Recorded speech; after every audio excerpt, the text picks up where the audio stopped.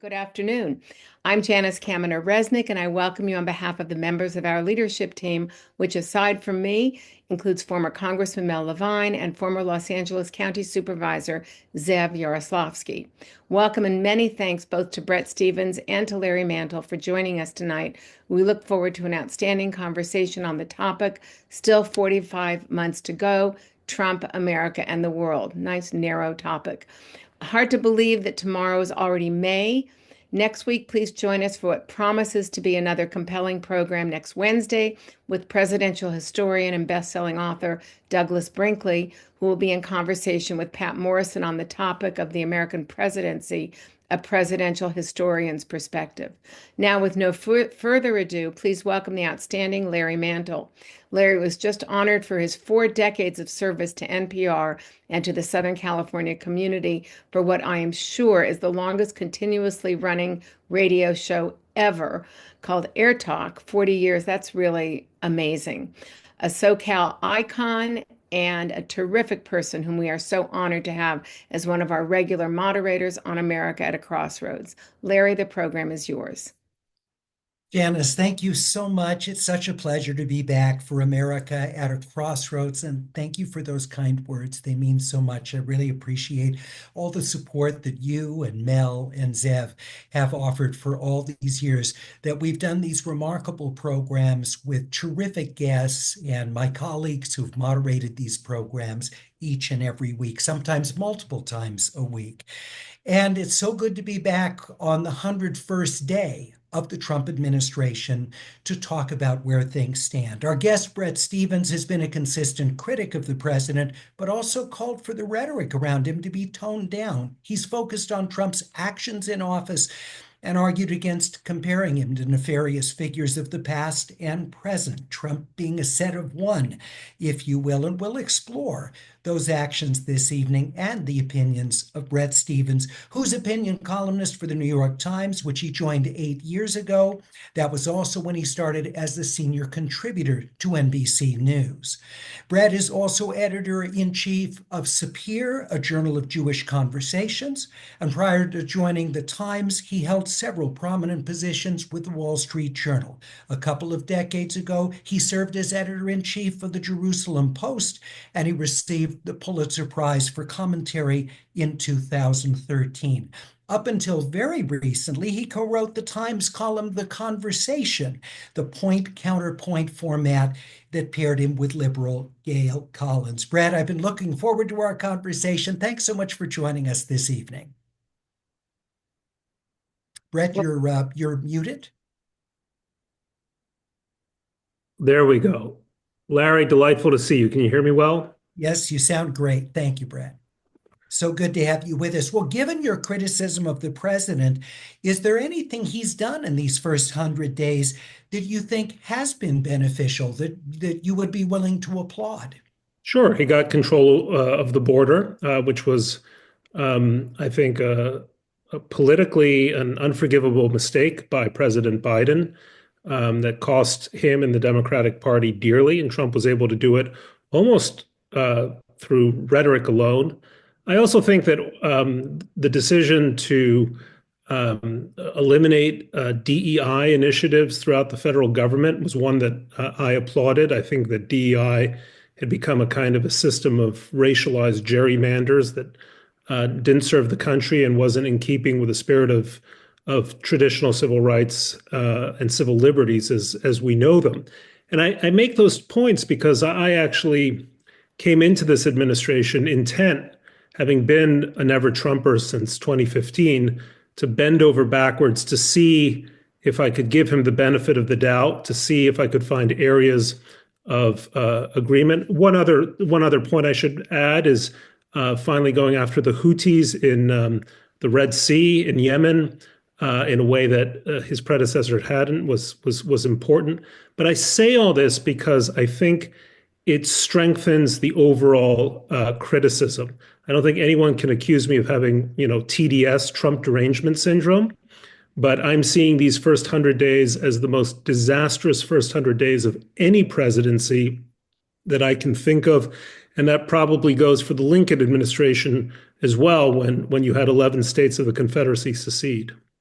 Brett, let's talk about the border because you see this as a success politically and practically for the president. Theoretically, could this have been done without the kind of acerbic rhetoric that Trump uses? Or was this a necessary approach to so frighten people off from attempting to cross that that was the only way to control? Well, that's a question that I can't give you a perfect answer to because we'll never know. I mean, but I think there's no question that the rhetoric that Trump employed um, allowed him to accomplish what would have required uh, masses of manpower to accomplish without that rhetoric. And that's it's important to acknowledge that we had a crisis at the American border, which became apparent to you guys in California, I think, much sooner than it did to us in New York. But as I walk the streets of New York City and see homeless migrants on the streets in a way that reminds me of my hometown of Mexico City, it's a vivid reminder of what uncontrolled migration means in the real world and its effects. And I'm a great proponent of legal immigration. Its effects have not been good. Not least, Larry, that issue did more to turbocharge the far right in the United States than any other one. Let's talk about DOGE, the Department of Government Efficiency that Yeah. Elon Musk has headed. As a conservative, I assume you think it's a good thing to try and rein in government spending, to make government more efficient, to try and diminish the power of career people in the government who aren't necessarily as responsive to where the majority of Americans might be. But when you look at how DOGE has carried this out, has it in fact actually done damage to those conservative ideals of cutting the size and power of the federal government? Oh, sure. I mean, obviously, there are all kinds of ways to judiciously pair a government that is just a leviathan, a behemoth. And I would have welcomed an effort, actually not unlike what Al Gore was able to achieve with his efforts to reform government in the both the first and second Clinton administrations, if it was done smartly, fairly, with regard to the lives and livelihoods of people in public service who deserved better than curt emails telling them that they were laid off yesterday.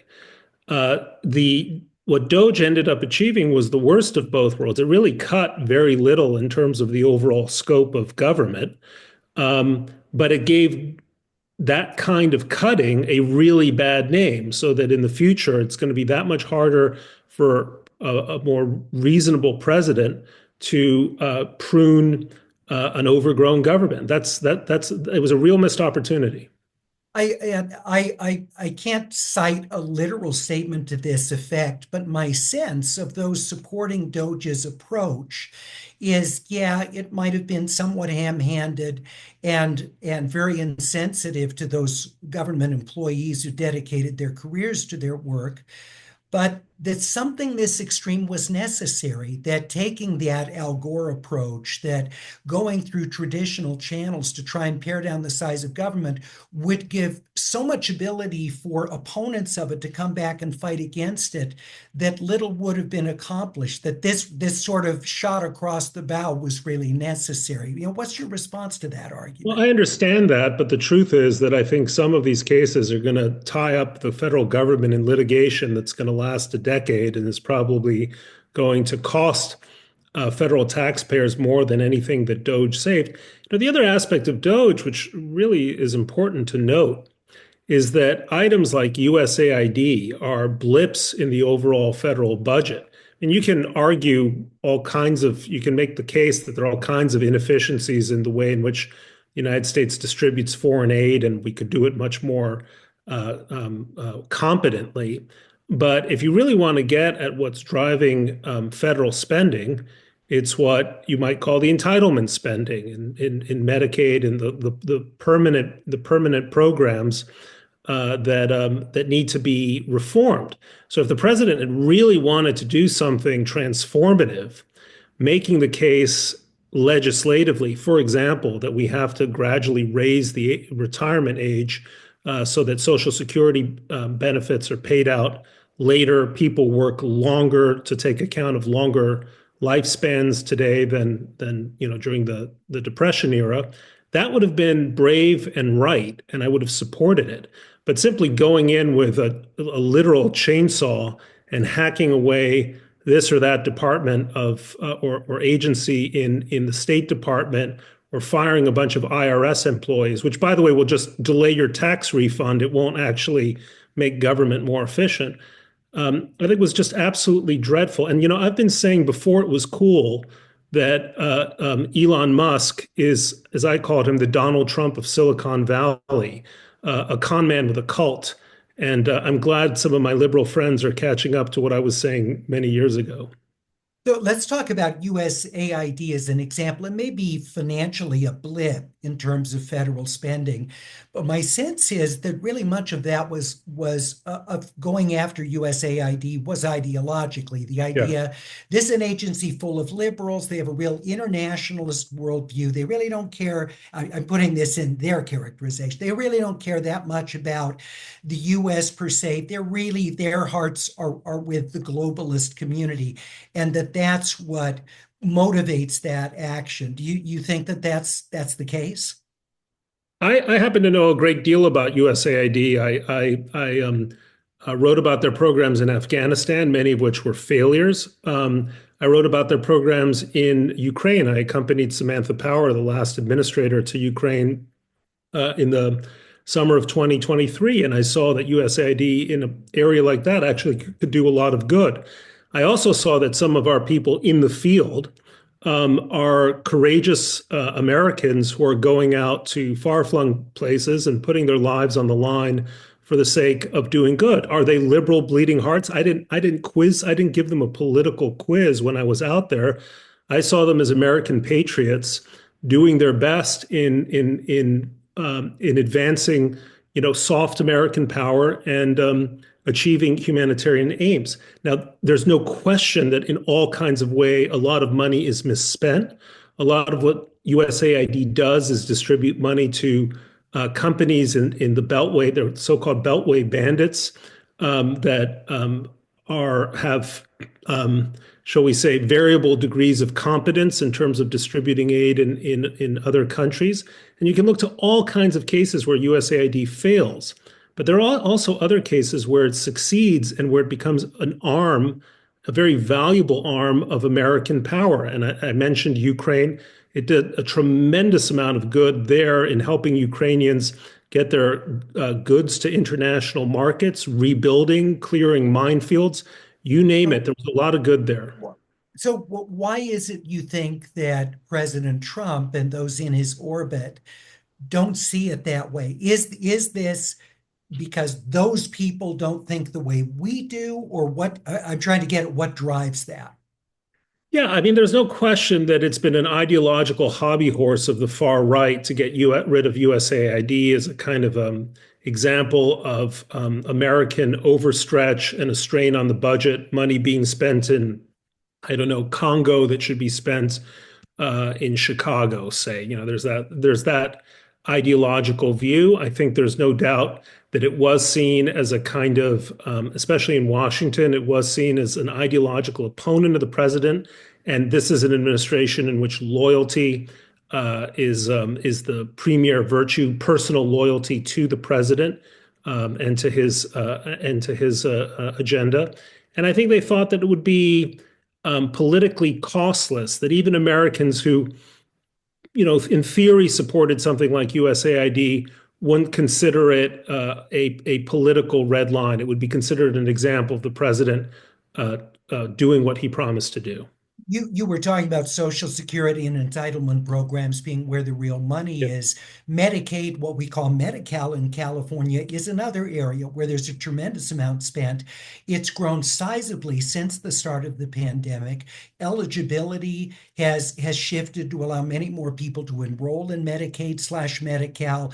Undocumented Californians are eligible to be able to sign up. California has, I think, a 6% uninsured rate, the lowest that we've ever had in California between the Affordable Care Act and the state exchange and Medi-Cal. But for Republicans in Congress and for the president, they want to significantly restrain Medicaid spending. So where do you think we're really headed for that? Particularly that this is politically fraught for some Republicans in Yeah. Congress who have constituencies that heavily use Medicaid. Well, there is no doubt that Medicaid and Medicare have uh, hundreds of billions of dollars in fraudulent billing, wasteful spending. That would have been a really good area in which a competent administration could have brought together really top-notch people to look at how you pare those programs down in a sensible, measured way, and how you do it by persuading Americans that if they want to keep these programs in the long term, they have to be put on a path towards long-term financial solvency, which is, I understand it, they're not on that path. But the president is a big, even though people call Trump a conservative, he's not. He's a big government guy who doesn't want to alienate a constituency that he believes is crucial to the future of the Republican Party, working class Americans. And so um, programs like Medicare and Medicaid are probably not going to be touched. And it's one of the many ways, Larry, in which I feel like I'm in an Alice in Wonderland world observing today's Republican Party, because the Republican Party I became enthusiastic about as a teenager, Ronald Reagan's party, believed in free trade, believed in international alliances, believed in the value of immigration and in the importance of comprehensive immigration reform, believed in institutions like NATO, fought and opposed the Russians, didn't collapse in the face of the Russians. Been on one issue after another, and at least in speech, wanted to pare the size of government. And in every respect, this is a kind of opposite stand party that I'm seeing in the Republican Well, Party. Well, so Brett, did rank and file Republicans not really believe in those things? There were other aspects of Republicanism, crack down on those protesters, or look what's happening with crime in my name. Were those really for rank? I'm not talking about Republican intellectuals, Republican readers, op-ed writers. But for rank and file Republicans, were they never really into these conservative economic and trade issues? So for them to go for Trump, it wasn't really abandoning something, or was there, in fact, a shift in point of view among Republicans generationally? Well, I'm always fond of that quote attributed to Groucho Marx. These are my principles. If you don't like them, I have others. And I think that's sort of what happened to many rank and file Republicans who were all about the Reagan agenda until they discovered that there were other principles and they were all about them. I think it's a combination of factors, Larry. I think to some extent, there's no doubt that the challenges of the 2020s are very different from the challenges of the 1980s. And so the Republican Party had to evolve. The second thing was there was a political opportunity to capture a lot of working class voters who had become disaffected with the Democratic Party, which they saw as increasingly elitist, coastal, removed from many of their concerns.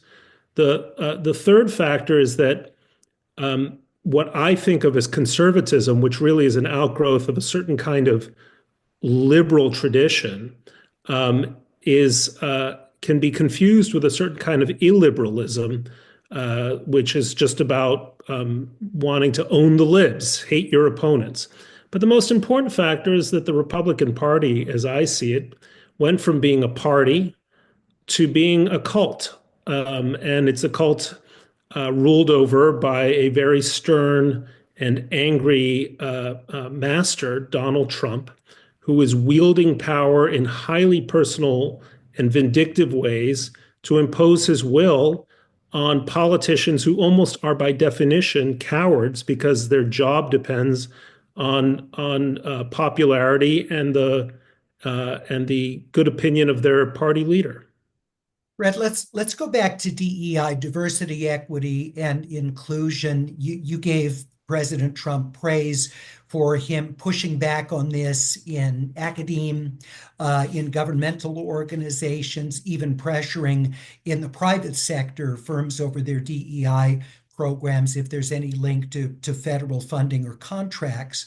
But are you at all concerned that in some ways the push by this administration has been so extreme and has encroached on areas of free speech to such a degree that it's actually made extreme DEI ideology? I'm not talking about, including people, being welcoming, encouraging diverse workforces, but the kind of hardcore ideology, left ideology that's often associated with DEI.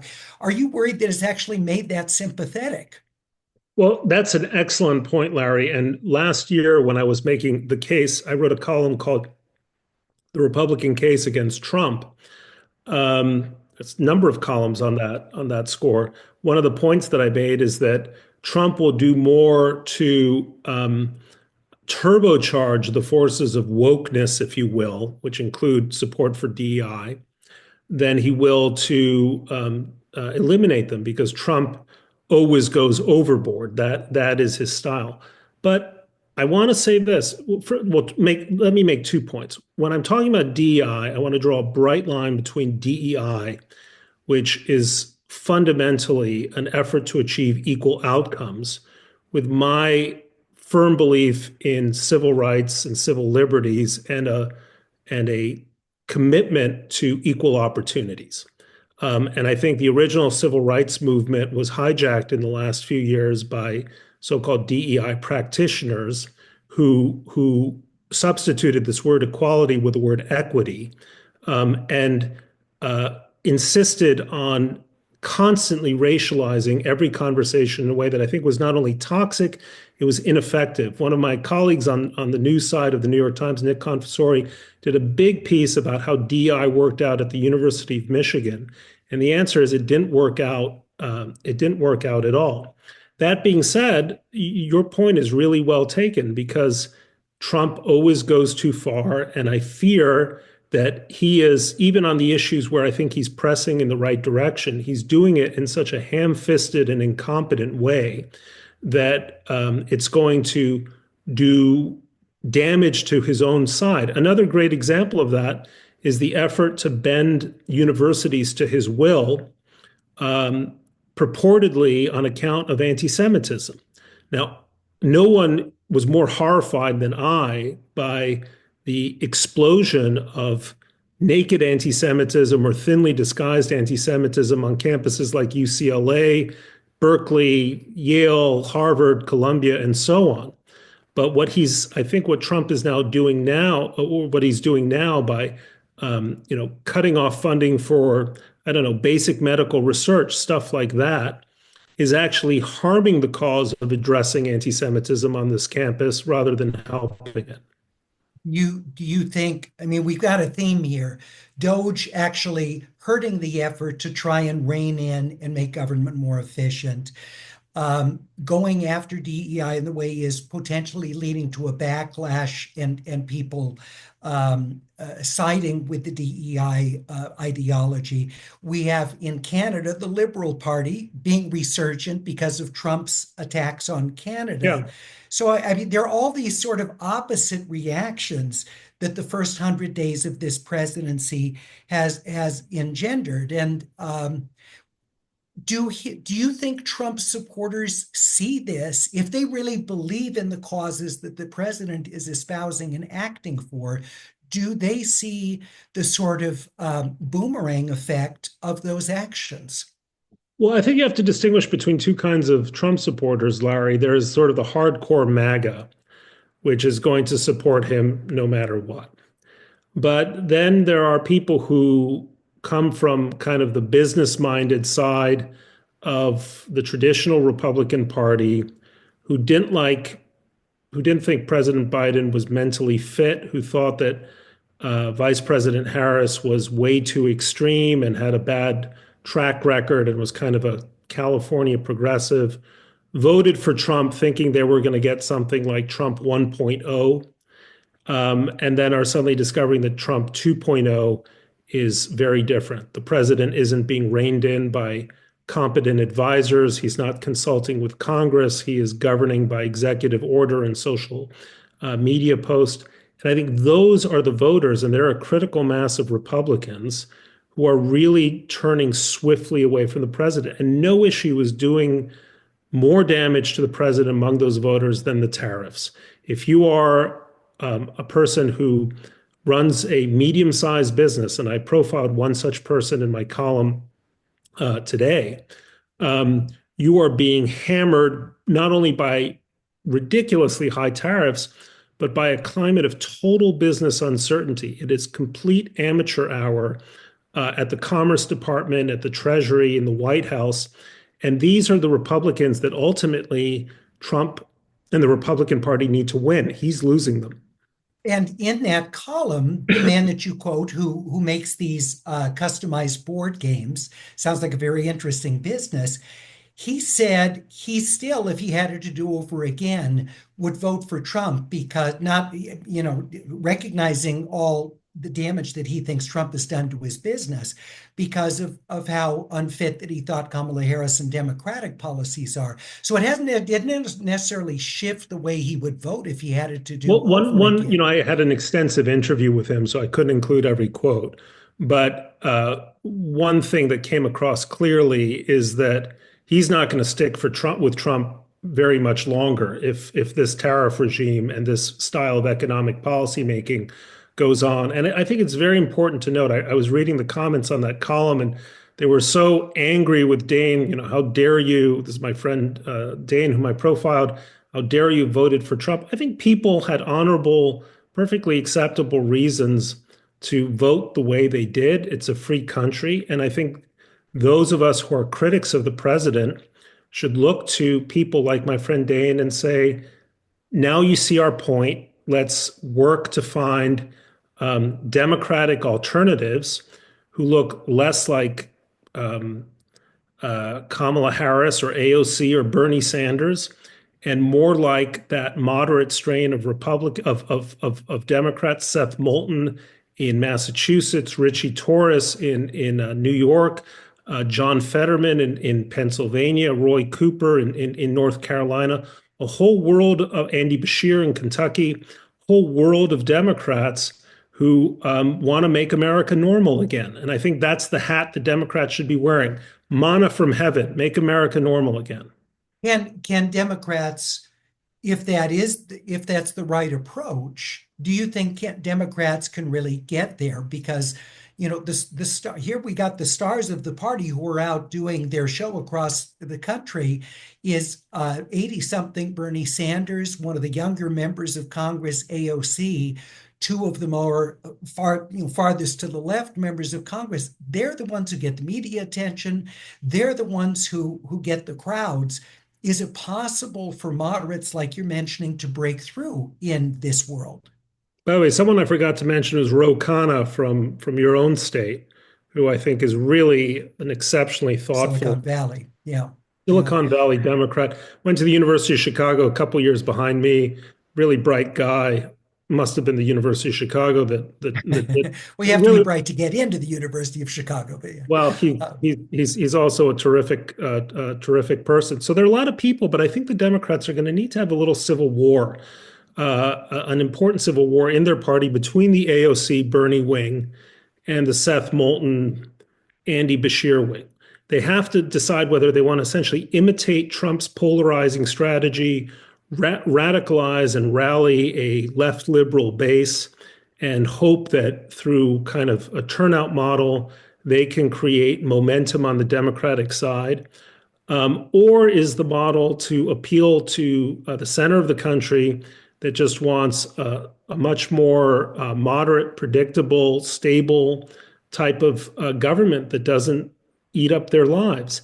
And the Democrats had this fight back in the 1980s and 1990s, early 90s, and I'm glad that the Bill Clinton wing of the party won that fight. And they went on to have a presidency that produced, one of the best economic results, the Clinton presidency, and achieved a lot of significant bipartisan legislation. So the model, minus, the personal peccadillos, to me, is the Bill Clinton model. It's not the Bernie AOC model. Democrats have been challenging and have been fighting the president, going back through the campaign, calling him fascist, anti-democratic, autocratic, racist. But all of these sort of umbrella arguments against Trump and his character were not able to carry the majority of voters. And here we have the administration, some supporters of Trump very happy and don't mind the chaos and feel like he's accomplishing things despite all the back and forth that's going on with the administration. But why do you think Democrats have gone to these sort of overarching character arguments, which don't seem to move people beyond who've already made that character assessment, and go after the sort of governing arguments, the competency arguments, the chaos, and not emphasize that? My advice to Democrats listening to this show of ours, Larry, is don't oppose, propose. Remember, there's only one political movement in America less popular than Donald Trump and MAGA, and that's the Democratic Party today. And that is because too much of it, and this continues now, sort of pursues a style of sort of hair on fire politics that seems to, I think, a lot of Americans as over the top. You can argue that, but I think many Americans are like, well, life is kind of the same. I'm sorry about this guy who's in El Salvador. That seems wrong. That's the way I think flyover country America is thinking. And I think what flyover country America, that's a caricature, I realize, but what they want to hear from Democrats is a series of proposals about how life becomes better under them and how what they are offering is better than what Kamala Harris was able to offer, and whether the Democrats can demonstrate that they learned their lessons. And one of the things Trump is very good at doing with a bully's instinct is goading his opponents into making the same stupid mistakes they made before. The Democrats were saying exactly this about Trump in 2016. He won. 2020 was different, I think, in part because of COVID and because Democrats nominated the most moderate candidate that year. But 2024, it was the same thing. Kamala Harris called Donald Trump a fascist in her town hall with, I think it was Anderson Cooper. And the moment she said that, I said to myself, she's lost the election right there, because name calling is not a successful way of winning an election. She had to have a better agenda. She couldn't articulate one other than Trump is Hitler all over again. The Democrats were severely handicapped by having Joe Biden drop out so late, and then he chooses Kamala Harris to be his designated successor, and everybody quickly coalesces around her. There's a question of why people who were aware of Joe Biden and what he was going through didn't earlier on say, hey, we need to convince him to step aside, get a bunch of candidates out there, do a full primary, and allow people to compete and see who rises to the top. But setting that aside, so the party's going to have an opportunity, of course, to do this in 2.5 more years or whatever. And when you look at the field of Democrats, do you think that the party is going to be able to sort itself out through that primary campaign?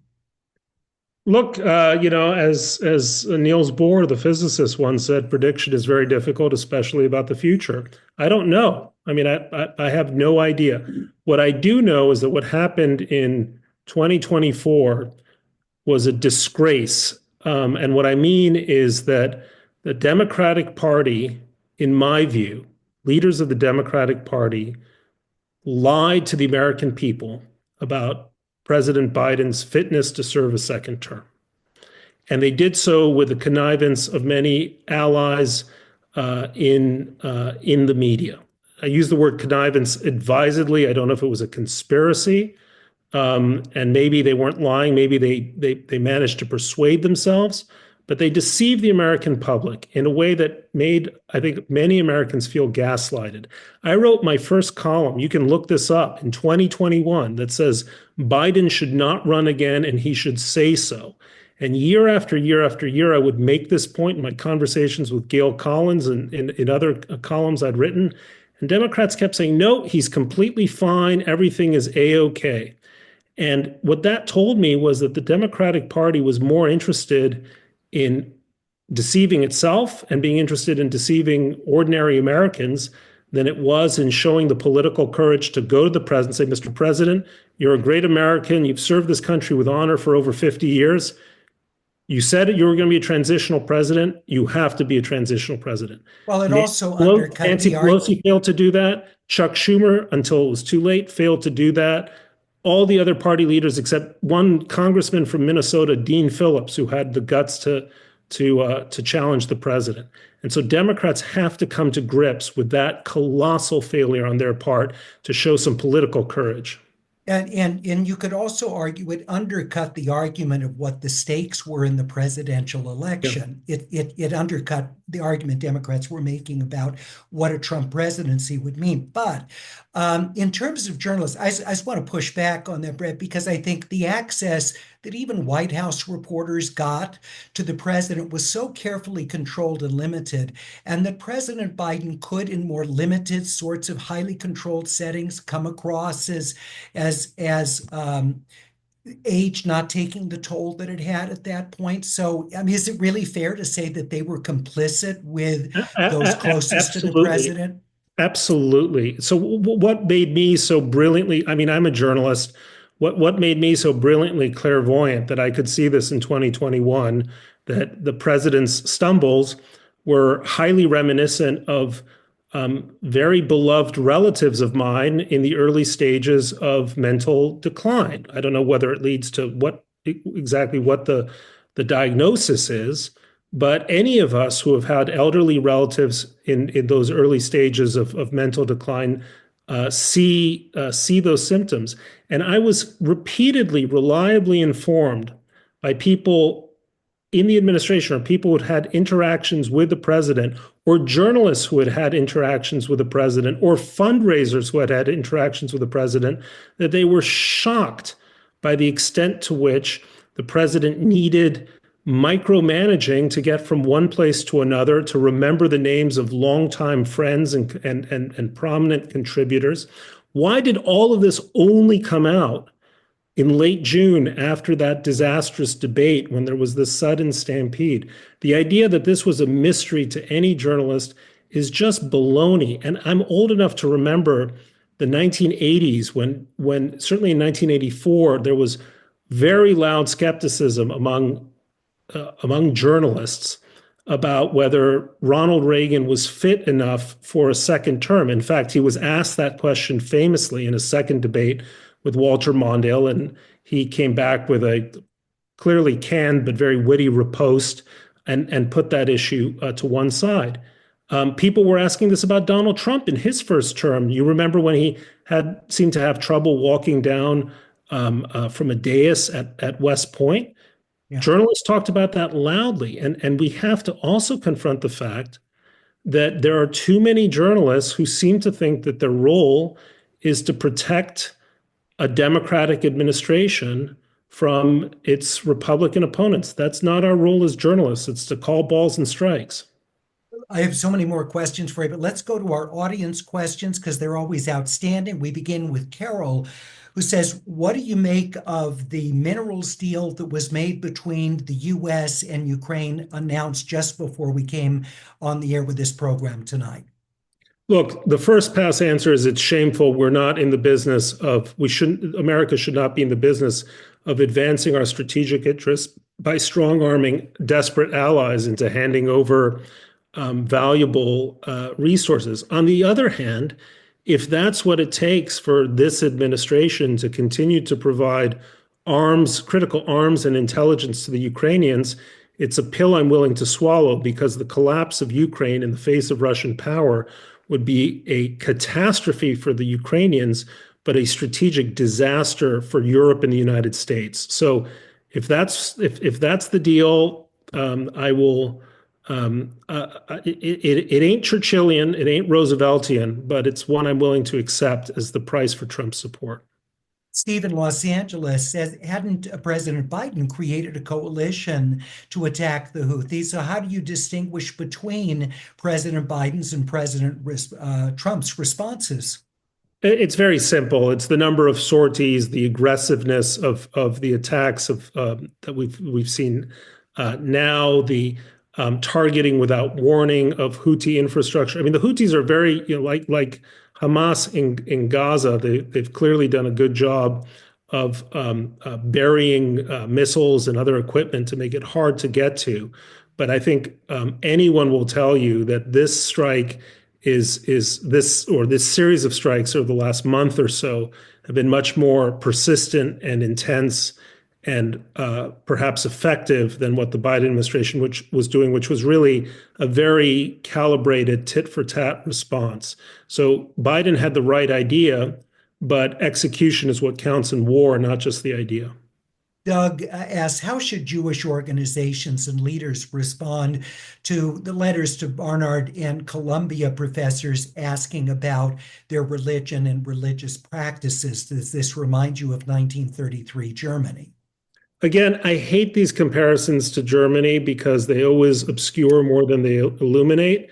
All I'm going to say is that as someone who vehemently opposed the anti-Semitism and the acquiescence to anti-Semitism at elite campuses, this is an assault on academic freedom. Academic freedom is a core liberal value, and I believe it is an important Jewish value as well. And I don't think, and I've said this for many years, that Jews should try to fight anti-Semitism through the tools of illiberalism.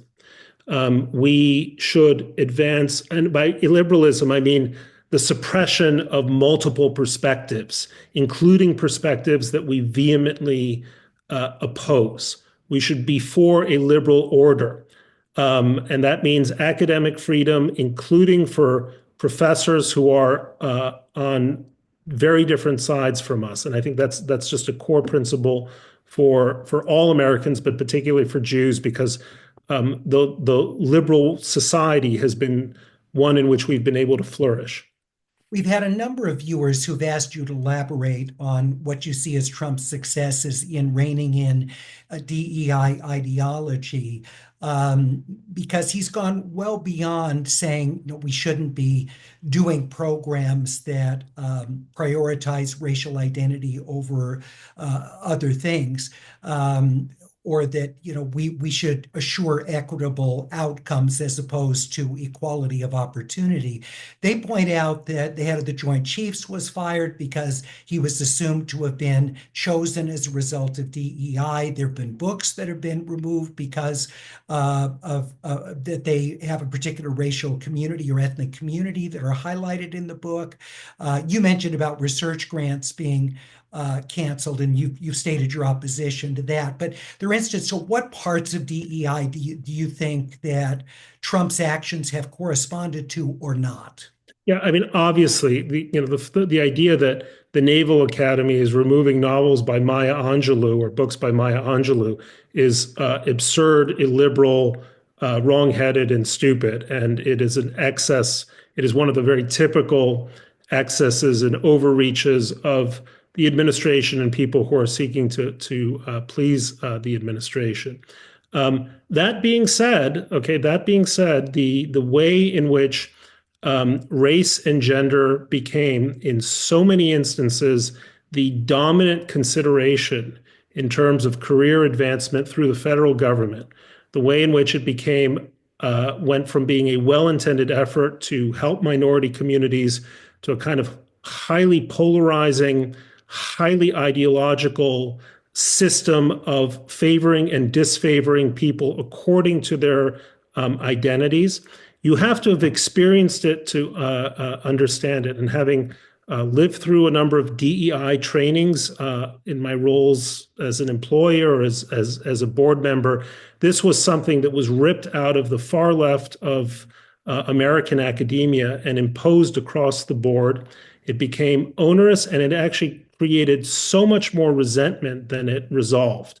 Um, But I was so just going to say, yeah, but Brett, the that answer is, of resentment, course, yeah. this administration is going overboard in all respects, but I did initially give it credit for saying this set of programs favoring people because he was the first this or she was the first that. That impulse, I think, is the right one. I wish it were being carried out by a much more prudent administration. Well, here's the irony. So you're describing all these initiatives on race and ethnicity and equity that created a backlash against it. And now we have many of these actions by Trump creating a backlash against attempting to rein in DEI. Right, and a good administration, a prudent steward of the country, would say the goals of civil rights are central to our administration, but whatever DEI claims to be, that's not it. And this administration simply can't do it because it doesn't believe in creating a more just society. It simply believes in turning tables on its enemies. Beth asks, can we ever really recover from all the cuts that DOJ has made, especially cuts to important departments and top federal employees that help keep us safe and who have ended up leaving and might well not come back, even if some jobs are restored? We've recovered from worse. And, one of the points that I keep making, because I think there's a level of alarm now, is that the United States has been in worse spots. We've had presidents who have committed worse deeds.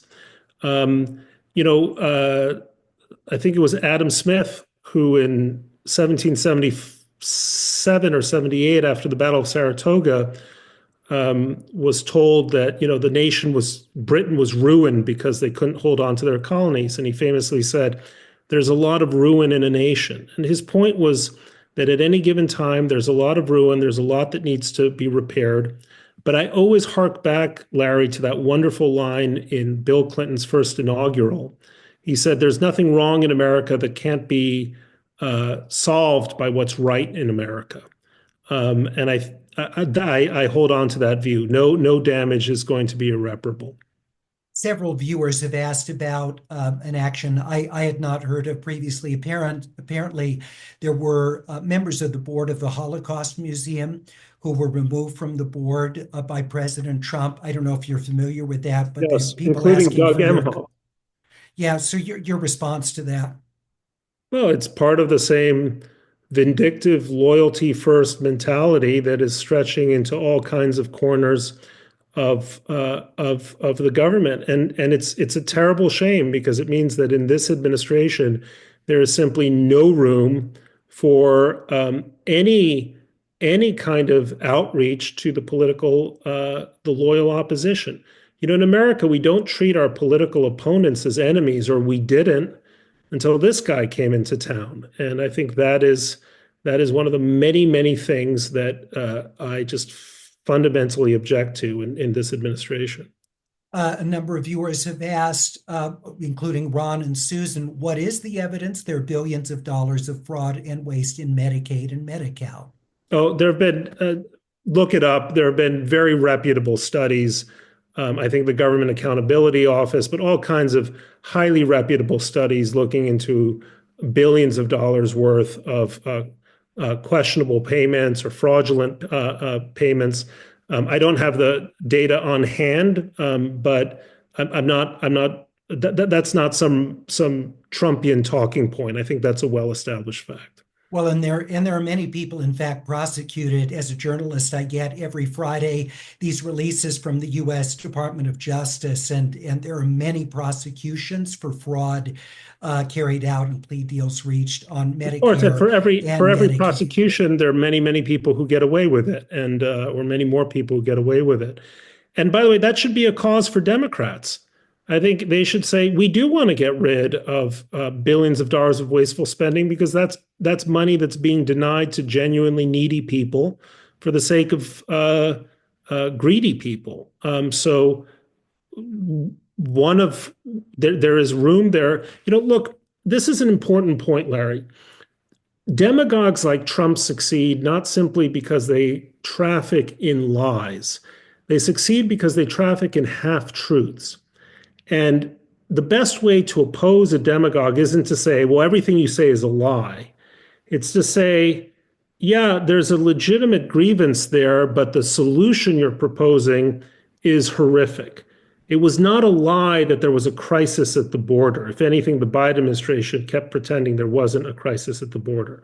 But how you deal with it is another story. It's not a lie that government has grown way too large, never mind in our lifetime, just in the last 10 years. We have a 7.6, $7.8 trillion government. We're spending more on interest payments on our debt than we are on defense every year. These are real issues.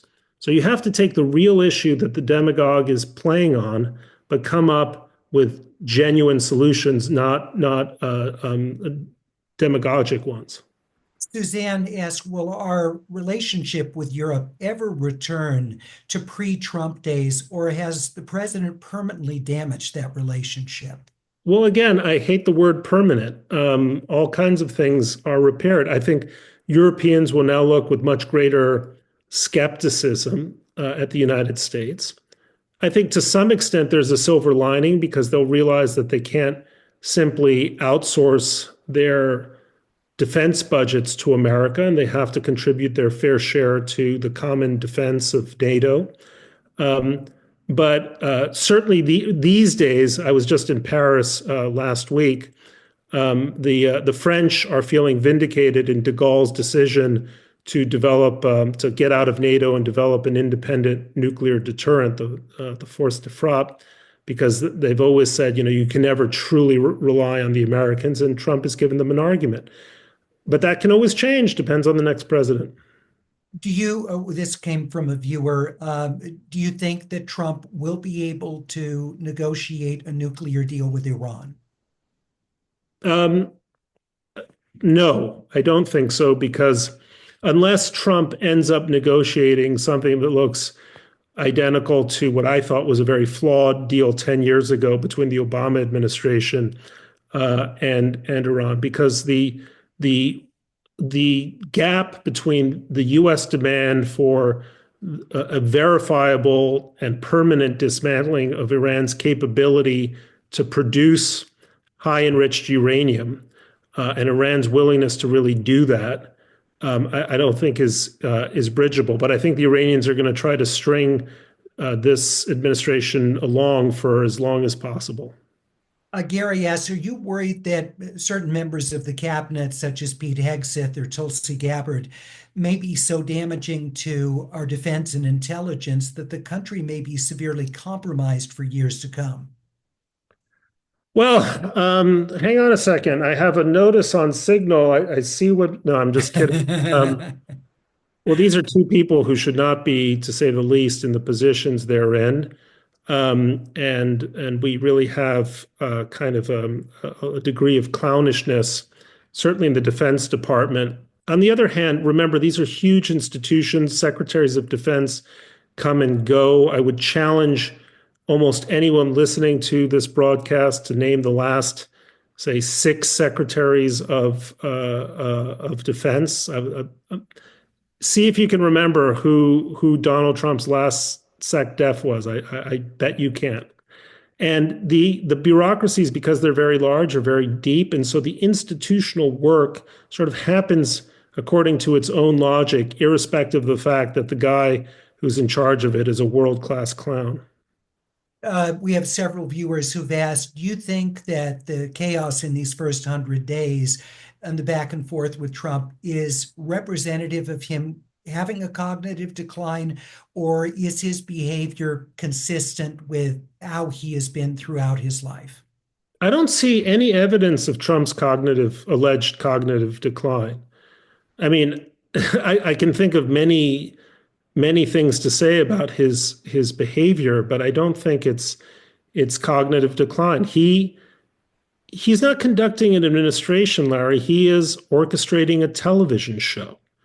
And every single day, there's something to get people whipped into a frenzy. I mean, I will never forget at the end of the Zelensky meeting, that terrible meeting on the 40th day of his administration, the last thing he said to Zelensky is, well, this is going to make great television. So that seems to me the main issue. Sarah asked, do you think that we'll have to be concerned about free and unmanipulated elections in the upcoming midterms? I hope not, but I tend to think that we will not. The As we know, the 2024 election was clean, and guess what? The 2020 election was clean too. Trump's claims to the contrary notwithstanding. Look, one point that I think is important to make in these last few minutes, Larry, is we are not the Weimar Republic or Russia under Yeltsin, some kind of precarious, shallow democracy in a society with profound autocratic roots. We are a 250-year-old thriving democracy, and we have had terrible administrations in the past. Presidents who have committed unforgivable acts. FDR interned 130,000 loyal Japanese American citizens.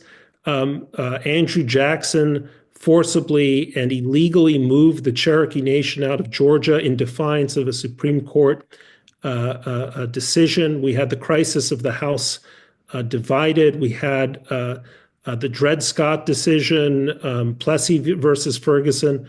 We have survived a lot as a nation, and I have an abiding faith that we will survive this too. What we have to do is be thoughtful. We have to have an eye on history, and above all, we have to have conversations like the ones we're having now about our civic health and our civic future. I fundamentally believe in the good sense of most Americans. Steve asks, given that Democrats don't really have an official leader at this point, how do you suggest the party develop and articulate the kinds of proposals that you're asking for? Because there really, Steve points out, there isn't really a mechanism to put forward ideas before you get into a presidential race and have a candidate.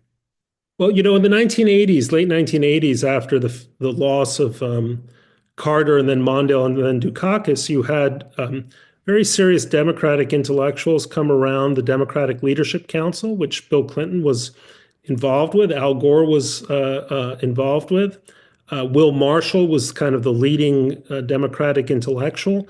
There's a lot of interesting intellectual ferment in the Democratic Party, and creating an institutional mechanism that will capture some of that wisdom is really important. And I hear, Ro Khanna had a great editorial in the New York Times or an op-ed in the New York Times touching on some of these themes.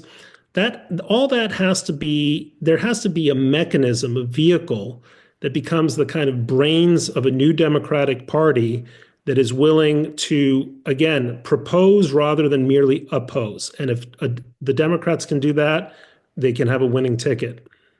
We've had viewers, Paul, Jeff, Stuart, Ruth, and others say, you said that name calling isn't a way to win elections, talking about Kamala Harris in her interview, saying what she did about Trump. But they say, well, that's all Trump does. He name calls bully. How come it works for Republicans, not for Democrats? Although what's implied in that question is that it doesn't hurt Trump. Because you could also argue that it doesn't help Trump, maybe it hurts him, but he's able to compensate for that in other areas. So how do you see it? Well, I mean, as I see the 24 election, it wasn't that Trump won, it's the Democrats lost. They lost because they got behind a clearly incapacitated or semi-capacitated, if that's a word, candidate, and then they anointed a politically incompetent successor, and on top of an administration that had a very mixed record. And that allowed Trump to stage his comeback. By the way, even if name calling does work, is that really what the Democratic Party brand wants to be? Just calling your opponent a 4-letter or 7-letter word all the time? I think Democrats can be much better than that. And I think at the end of the day, classiness and good temperament and good sense are your best calling cards, not simply being able to get into the dirt with Donald Trump. And you've been calling him the opponents of Trump have been calling Trump a fascist at the top of their lungs for 10 years now, for 10 years. Guess what? It isn't working. And as Albert Einstein said, the definition of insanity is doing the same thing over and over again and thinking it's finally going to work. Bret, thank you so much for being with us this evening. We appreciate it very much. Look forward to talking with you again in the future. It's an honor. Thank you so much for a great interview, Larry. And thanks to the whole team, and with a memory of David Lehrer of a blessed memory. Yes, indeed, of David Lehrer. And thanks again for terrific viewer questions. They're just the heart of these conversations, these kinds of outstanding questions from people watching our programs. I want to thank you for joining us this evening. Thank you for being part of America at a Crossroads. And we'd ask you to please support these weekly programs with your donation to the nonprofit Jews United for Democracy and Justice, which puts these programs on each and every week. Go to the website JewsUnitedForDemocracy.org to make that contribution. We thank you for your generous support, which makes the programs possible. Next Wednesday, another stellar guest, one of America's most heralded historians, Douglas Brinkley. My friend Pat Morrison leads the conversation, titled The American Presidency, A Presidential Historian's Perspective. That's next Wednesday, May 7th, 5 p.m. Pacific. For Janice, Zev, and Mel, I'm Larry Mantle. Good night.